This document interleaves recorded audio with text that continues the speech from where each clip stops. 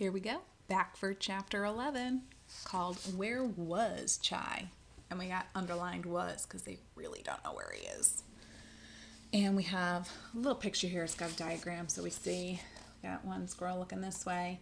And then it says, no flight skins materialized. It seemed he had no flying squirrel ancestors after all. And so he continued his descent. If you've ever seen a flying squirrel, you can see here they have this dotted line showing where the extra, I guess, flap of skin would be for the flying squirrels. So clearly telling us a little info that I'm guessing somebody's going to be jumping and that he's thinking he's going to be able to fly like a squirrel, like a flying squirrel, and he's not going to be able to. So we're going to see how that goes. All right, so here we go. When the racket came crashing and thrashing through the trees, Chai did not lose his head. He ran a little way, sure, but then he turned to see what exactly it was. He was baffled by what he saw. When he retreated step by step, reaching behind him with one paw at a time, he shifted his weight steadily backward as he watched. They were humans, but what were they doing? The humans he had seen before walked underneath the trees on Earth. But they had picnics. Sometimes they left tasty scraps behind. There were also humans who could knock the life out of an animal just by pointing at it with a stick.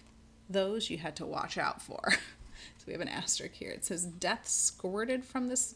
Oh no, sorry. So we have an asterisk for this. So where he references pointing a stick right at the animal.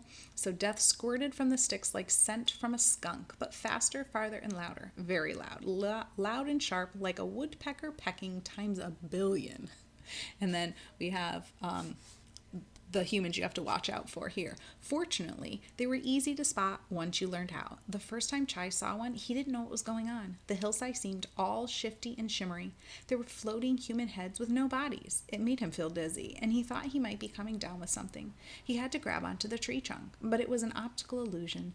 Once you saw the pattern they had wrapped themselves in, you couldn't unsee it. It was kind of cheesy, really. Chai glanced over his shoulder to see if his way was clear, then looked again towards the humans. They were up in the trees. The incredible noise came from what they held in their hands, but it wasn't the death sticks. It was something different. Chai peered closely. One of them had come quite near. He readied himself to cut and run, but he couldn't help trying to figure out what the thing was. Part of it was extremely silvery, like the surface of a pond. He sniffed, and the acrid color wrinkled his nose. He took a step back, then another. Chai watched the object enter a solid bath the way a duck's foot enters water. But while water heals up back and is the same as before, the bath fell heavily to the ground. Thunk. Looking down, Chai saw that the bough was not alone down there at all. A few others had already fallen. The sound was shrill and grating, angry. There were three shouting humans and 3 harshly whining objects. All the noises bounced back and forth. It was hard to tell which sounds were coming from where. Chai covered his ears and stepped back again and again. He thought to say something. He turned, thinking she must be close by, but he didn't see her. And then he was aware of a shadow, a cloud passing over the sun. When he looked up, he saw that the shadow was not from a cloud, but a dark shape, a chunk of bough falling towards him. Chai stepped and fell freely through the air. He did not fall far, but it was a panic jump. His form was bad, and he did not spot his landing. He belly flopped hard onto another limb.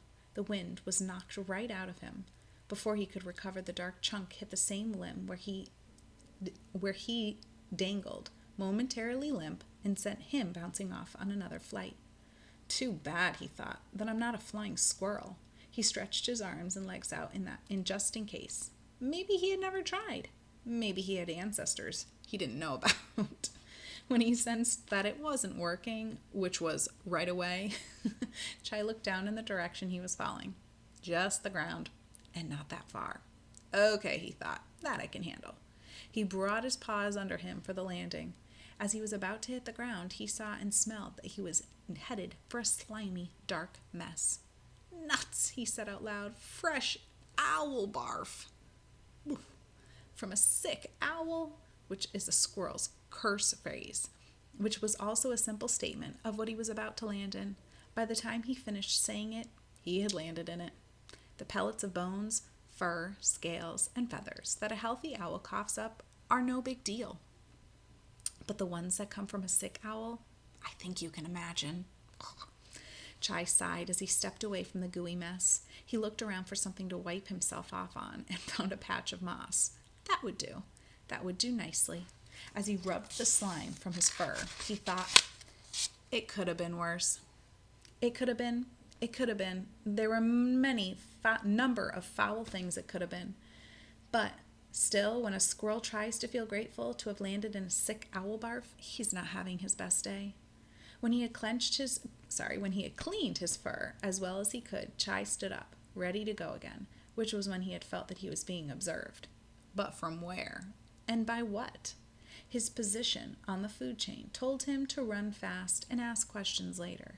Chai bolted back up the tree, then away from the humans and their falling chunks of limbs. Away, away, away, just away.